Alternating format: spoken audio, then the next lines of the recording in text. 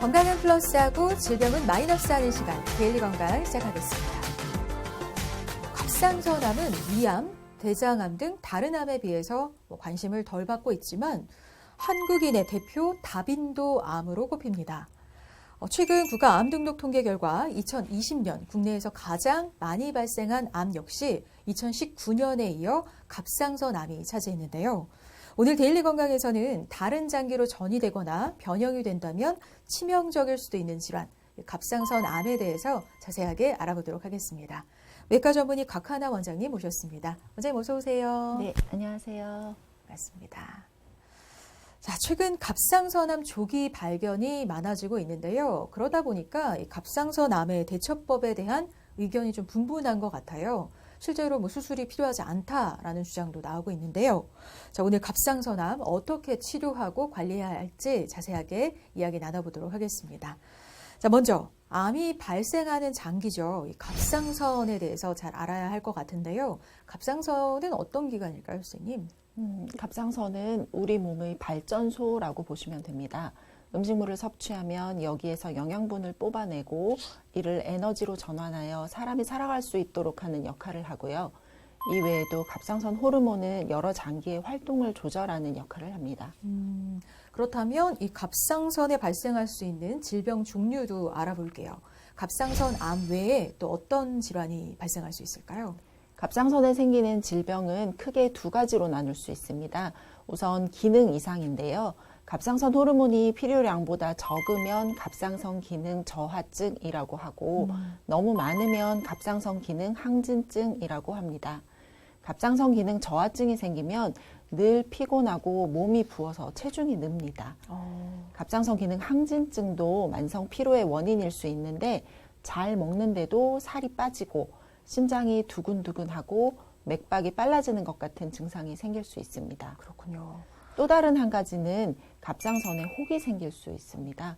갑상선에 생기는 혹을 갑상선 결절이라고 부릅니다. 네. 그런데 갑자기 목에 멍울이 만져진다면 암이 아닐까 덜컥 겁부터 날 것 같은데요. 하지만 다행히 갑상선에 생기는 종양은 대부분 양성 종양이라고 하던데 맞습니까? 네, 그렇습니다. 갑상선 종양은 양성 종양과 악성 종양으로 나뉘어지는데 이 중 악성 종양이 갑상선 암을 의미하게 됩니다. 갑상선 종양은 남자보다 여자에게 또 나이가 많을수록 더 흔히 나타나는데요. 갑상선 종양의 대부분은 양성 종양이지만 약 5% 정도 암으로 나타납니다. 갑상선 양성 종양은 딱딱한 혹인 선종과 속이 비어있는 물혹이 있습니다. 양성 종양은 그대로 내버려둬도 생명에 지장이 없기 때문에 일상생활에 불편함이 없다면 특별한 치료 없이 경과를 지켜봅니다. 하지만 혹 크기가 너무 커서 목을 눌러 숨쉬기가 불편하거나 음식을 삼키기 어렵거나 크기가 계속 커진다면 전문 치료를 고려해 볼 수 있습니다. 네. 자, 그러니까 혹이 양성인 경우에는 너무 커지거나 불편하지 않다는 전제 하에 경과를 좀 지켜보면서 치료 방향을 결정할 수 있다. 참고하시면 좋겠고요.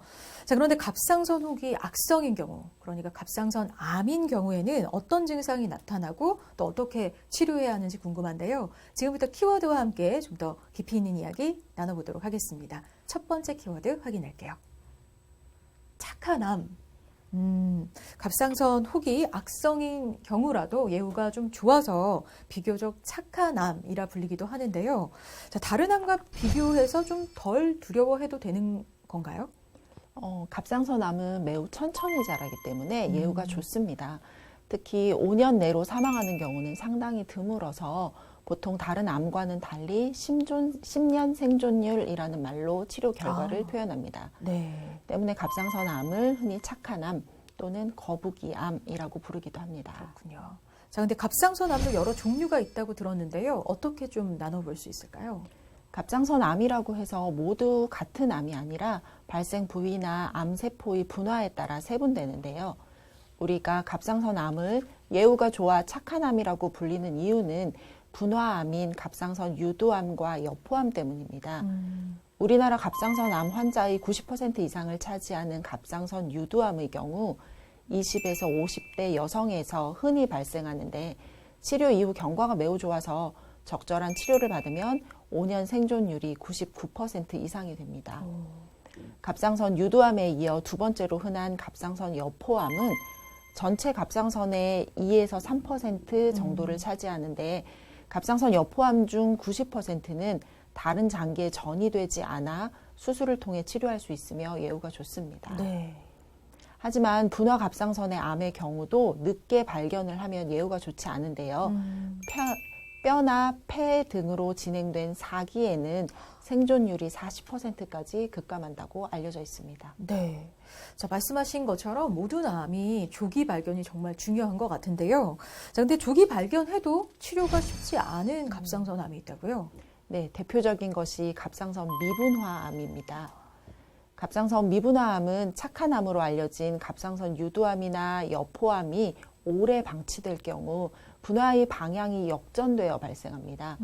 갑상선 미분화암은 전체 갑상선 암의 1% 정도에 불과하지만 다른 갑상선 암보다 성장 속도가 매우 빨라 진단과 동시에 다른 장기로 암세포가 퍼져 있는 4기인 경우가 많아서 치료가 어려운 경우가 많습니다. 네. 따라서 갑상선 미분화암은 평균 생존 기간이 몇 개월 단위로 짧을 정도로 예후가 매우 좋지 않습니다. 네. 그러니까 전체 갑상선 암의 1% 정도인 이 미분화암은 결코 착한 암이 아니라는 거 좀 참고하시면 좋겠습니다. 자, 근데 앞서 양성종양은 뭐 증상이 없다면 두고 볼 수 있다고 하셨는데 암으로 판명된 경우인데도 좀 지켜보는 경우가 있다고 들었어요. 이건 어떤 경우일까요, 선생님? 갑상선 암이 발견되었을 때 지켜보는 경우는 갑상선 유두암 중에서 크기가 1cm 미만이면서 갑상선 한쪽에만 있는 미세암일 때입니다. 그러나 이러한 갑상선 미세암이 위치가 안 좋다고 이야기하는 경우가 있습니다. 갑상선 미세암이 갑상선 후면, 신경 근처에 있거나 피막 근처에 있어서 주변으로 전이가 쉬운 위치거나 혹은 기관지 근처에 붙어 있으면 수술이 필요합니다. 실제로 우리나라 갑상선 미세암 환자 2,000여 명을 분석한 연구 결과를 보면 외국의 연구 결과와 달리 갑상선 미세암에서도 다른 장기로의 전이가 일부 관찰되기도 했습니다. 네. 그러니까 갑상선 한쪽에만 있는 이 미세암의 경우는 추적 관찰해 볼 수 있지만 크기가 작다고 해도 위치가 좋지 않다면 수술이 필요하다. 참고하시면 좋겠습니다. 자, 그럼 이제 그 수술법에 대해서는 잠시 후에 자세한 이야기 나눠보겠고요. 먼저 갑상선암의 발병률을 좀 살펴볼게요. 어느 정도나 될까요, 선생님? 건강보험 심사평가원 통계 정보에 따르면 갑상선암 진료 인원은 지난 2017년 33만 6천여 명에서 2019년 36만 3천여 명으로 증가했습니다. 이 중 여성 환자는 29만 5천여 명으로 남성보다 4배 이상 많았습니다. 근데 이렇게 여성이 남성에 비해서 갑상선 질환에 취약한 이유가 뭘까요? 여성 호르몬이나 출산에 관계 있을 것으로 보고 있습니다. 그렇지만 정확하게 어떤 인자 때문에 여성 비율이 높은지는 아직 밝혀져 있지 않습니다. 네. 자, 갑상선 암에 대해서 알아보고 있는 데일리 건강. 이 두 번째 키워드에서는 갑상선 암의 원인에 대해서 좀 짚어보겠습니다. 두 번째 키워드, 방사선. 자, 방사선, 갑상선 암에는 이 방사선이 굉장히 위험하다고 알려져 있고 또 체르노빌 같이 대규모로 이 방사능이 노출된 지역에서는 이 갑상선 암의 발생 빈도도 많이 증가한다라는 말이 있는데요. 실제로 그런가요, 선생님? 갑상선 암의 확실한 위험 인자는 갑상선의 방사선 노출로 알려져 있습니다. 네. 치료 및 방사선 유출 사고에 의해 유전자 구조의 변이가 발생하여 발생률을 높이는 건데요. 특히 유두암의 경우가 많으며 방사선 노출 뒤 약 5년 후부터 갑상선 암의 우려가 커집니다. 네. 또한 15세 이전에 방사선을 쬐면 갑상선 암 발생률이 높아지는 것으로 알려져 있습니다. 그럼 어릴 때부터 그 엑스레이, 방사선의 뭐 촬영 횟수를 좀 줄이는 노력이 필요할까요? 네, 성인의 경우에도 필요하지 않은 방사선 촬영은 안 하시는 게 좋겠고 특히 10세 이하의 어린이의 경우 경부 이외 다른 부위의 방사선 촬영이 필요하다면 갑상선 부위를 납으로 차폐하고 필요 부위만 진행하는 방법도 있습니다. 네. 자, 그럼 갑상선암 또 다른 원인도 좀 살펴볼게요. 유전인 경우도 많다고 하던데 맞습니까? 그렇습니다. 유방암처럼 가족력이 크게 영향을 미치지는 않지만 분명 유전적인 소인이 있습니다.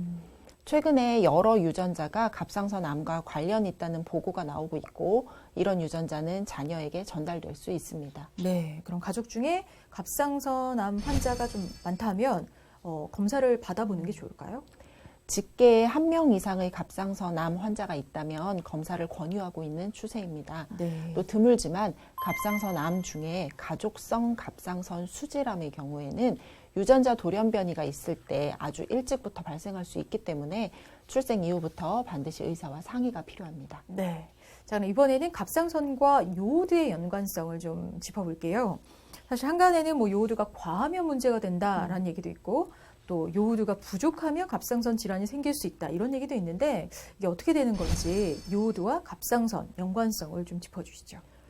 요오드는 갑상선 호르몬의 원료 물질입니다. 요오드가 부족하면 갑상선 호르몬이 부족해지고 기능 저하나 갑상선 암과 같은 여러 질환이 생길 수 있는데요. 실제로 요오드 섭취가 부족한 중앙아시아나 고산지대에서는 갑상선 질환과 갑상선 암의 발병률이 크게 높습니다. 그렇군요. 자, 근데 우리나라는 뭐 미역, 다시마 이런 해조류를 많이 섭취하다 보니까 뭐 요오드 섭취가 크게 부족하진 않을 것 같긴 한데요. 자, 그럼 갑상선 질환, 이 김과 다시마 같은 해조류를 많이 섭취해 주는 게 좋은 걸까요? 우리나라는 김, 파래, 미역, 다시마와 같은 해조류의 섭취가 충분한 지역이라 요오드 부족으로 인한 갑상선 질환은 거의 없다고 보시면 됩니다. 네. 평소 식사만 잘 해도 요오드 부족은 없다는 얘기죠. 다만 갑상선 기능 항진 환자는 너무 많이 섭취하면 안 됩니다. 그렇군요. 자, 근데 갑상선 기능 항진 얘기가 나온 김에 좀 질문을 드려볼게요. 그러니까 갑상선 기능 저하증이나 뭐 항진증 같이 어떤 기능에 문제가 생기는 질환들과 갑상선 암의 연관성이 좀 궁금한데요. 이런 기능 질환들이 좀 발전해서 갑상선 암이 될 수도 있는 건가요? 갑상선 질환은 결절성 질환과 기능성 질환으로 구분하는데 기능 저하나 항진증은 기능성 질환이고 갑상선 암은 결절성 질환입니다. 두 질환은 서로 연관이 없지만 요오드가 부족한 지역에서 갑상선 암이 증가하는 것으로 보아 만성적인 기능 저하는 갑상선 암 발생과 연관이 있을 것으로 추측하고 있습니다. 그렇군요. 자, 그럼 이번에는 갑상선 암으로 인해 나타날 수 있는 증상에 대해서 알아볼게요. 어떤 증상들이 나타날까요? 다른 암과 마찬가지로 초기의 갑상선 암은 특별한 증상이 없습니다. 갑상선 암이 진행해서 갑상선 주변에 있는 성대 신경, 목소리를 내게 하는 신경을 침범하면 성대 마비가 생겨서 목소리가 나빠질 수는 있습니다. 또 갑상선 암 자체가 많이 커지면 만져질 수 있고 임파선으로 전이되어 점점 커지면 이것도 목의 멍울로 만져질 수 있습니다. 네. 안쪽으로 많이 진행하면 기도나 식도를 침범할 수도 있는데 그런 경우에는 숨 차는 증상, 음식 삼키기 힘든 증상 등이 생길 수 있지만 이런 경우는 굉장히 많이 진행한 경우라 이런 경우로 증상으로 갑상선 암이 진단되는 경우는 아주 드뭅니다. 그렇군요. 자, 그럼 이제 정확히 진단하기 위한 진단법 알아보겠습니다. 갑상선암 진단하려면 기본적으로 어떤 검사를 받게 될까요? 갑상선 초음파를 통해서 갑상선 암의 크기, 위치, 임파선 전이 여부 등을 확인할 수 있습니다. 1cm 이상의 결절의 경우 가느다란 주사기 바늘로 갑상선 결절의 세포를 뽑아내어 현미경으로 관찰하는 새침 흡인 검사를 통해서 암 유무를 진단합니다. CT는 갑상선 암이 주위 조직으로 퍼진 정도와 림프절 전이 유무를 파악하는 데 도움을 주어 수술 전 검사로 많이 시행을 하고 혈액 검사를 통해 수술 전 갑상선 기능을 평가할 수 있습니다. 네. 자, 갑상선 암에 대해서 알아보고 있는 데일리 건강. 이번에는 그 치료법 알아볼 텐데요. 어떤 치료가 필요할까요? 최선의 치료법은 수술입니다. 수술. 환자의 연령, 종양의 크기, 주위 조직으로의 침범, 림프절 전이의 범위 및 원격 전이 등을 고려해서 수술의 범위를 결정하게 되는데요. 수술 후에는 부족한 호르몬을 보충하고 갑상선 암의 재발을 억제하기 위해 갑상선 호르몬제를 복용하게 됩니다. 갑상선 유두암 및 여포암 환자 중 재발의 위험이 높은 고위험군 환자의 경우 추가로 방사성 요오드 치료를 시행하기도 합니다. 그렇군요. 자, 갑상선암의 최선의 치료 수술이라고 하셨는데요. 그럼 약물 치료만으로는 나아질 수는 없는 건가요? 혹 중에 약물 치료로 저절로 떨어져 나가는 혹은 없습니다. 아, 그렇군요. 특히 암은 수술적으로 절제하는 것이 가장 근본적인 치료입니다. 네. 자, 그럼 그 수술적 치료, 그 절제 과정을 좀 알려주세요. 갑상선 암 수술은 1차적으로 갑상선 종괴를 제거하게 되는데 수술 범위는 한쪽 부분만 제거하거나 전체 갑상선을 적출하는 방법 등이 있습니다. 이때 림프절 절제를 같이 시행하고요. 수술 방법과 범위 선택은 종양의 크기, 침범 정도 등을 고려해서 결정합니다. 네. 그러니까 한쪽만 뭐 절제할 수 있고 전체를 적출할 수도 있다고 하셨는데 그에 따라 이유가 달라지는 건가요? 수술 전 검사를 통해서 혹의 크기나 임파선 여부에 따라 수술 방법을 한쪽 혹은 전체로 하게 되는데 전체 절제가 필요한 경우는 이미 수술 시에 병기가 진행된 상태이기 때문에 한쪽 옆 절제보다 예후가 좋지 않습니다. 네. 수술 방법에 따른 예후 차이라기보다는 진단 시에 이미 예후의 요인은 결정되어 있는 거죠. 그렇군요. 자, 근데 절제 후에 추가적인 치료가 필요하진 않은지 궁금해요. 뭐 다른 치료를 받기도 하나요? 갑상선 유두암 및 여포암 환자 중 재발의 위험이 높은 고위험 환자의 경우는 추가로 방사성 요오드 치료를 진행합니다. 수술 후 방사성 요오드 치료는 환자의 예후 인자를 고려해서 시행 여부 및 용량을 결정하게 됩니다. 갑상선 암 중에서도 크기가 아주 크거나 주변 조직을 많이 침범한 경우는 외부 방사선 조사를 하는 경우도 있지만 흔치 않고 수술 후 복용하는 갑상선 호르몬제를 열심히 복용하는 것도 재발률을 크게 낮추는 방법입니다. 네. 그러니까 수술 후 호르몬을 보충하기 위해서 갑상선 호르몬제를 복용한다고 하셨는데요. 수술을 하게 되면 무조건 이 호르몬제를 복용해야 하는 건지, 그리고 이런 호르몬제가 갑상선의 기능을 완전히 대체해 줄 수 있는 건지 이게 궁금해요, 선생님. 수술 후 5년간은 갑상선을 전절제를 하시거나 반절제를 하시거나 갑상선 호르몬을 복용해서 재발을 막게 되고요. 5년 후에는 전절제의 경우 당연히 계속 드시게 되고 반만 절제하신 분들도 기능이 부족해서 70%의 환자들이 지속적으로 약물을 복용하게 됩니다. 갑상선 호르몬제는 갑상선에서 분비하는 호르몬을 약으로 제조한 것이니 잘 복용하시면 갑상선 기능 저하로 인해 문제를 일으키지 않습니다. 그렇군요. 자, 갑상선 기능을 대체해 줄 수 있는 이 호르몬제 복용은 필수라는 거 기억해 두시기 바랍니다. 자, 그리고 갑상선 암 수술 후에 이제 목소리에 어떤 변화가 생길 수도 있다고 하는데 사실인지 또 이 외에 뭐 수술 후에 생길 수 있는 부작용, 합병증 어떤 게 있는지 좀 알려주세요. 성대의 움직임을 조절하는 아주 작은 신경 분지가 갑상선 뒤쪽을 지나기 때문에 대부분의 환자가 수술 후에 고음이 나오지 않는다든지 큰 목소리를 내기 어렵다는 증상을 호소하시는 경우가 많습니다. 네. 일시적인 경우가 많지만 고음 영역의 손상은 지속될 수가 있어서 이러한 경우는 성대 클리닉 치료를 병행하시면 호전을 기대할 수 있습니다. 그 외에 수술 후 부갑상선 기능이 떨어져서 저칼슘 혈증이 발생하는 경우가 있어 칼슘제를 복용하는 경우가 많고 수술 부위에 흉터가 눈에 도드라지는 경우가 있어서 이에 대한 치료를 필요로 하시는 경우도 있습니다. 그렇군요. 자, 그럼 이번에는 재발 위험성 알아볼게요. 뭐 어떤 암이든 재발 위험을 뭐 걱정하지 않을 수가 없는데요. 갑상선암 재발이 많이 되나요? 네.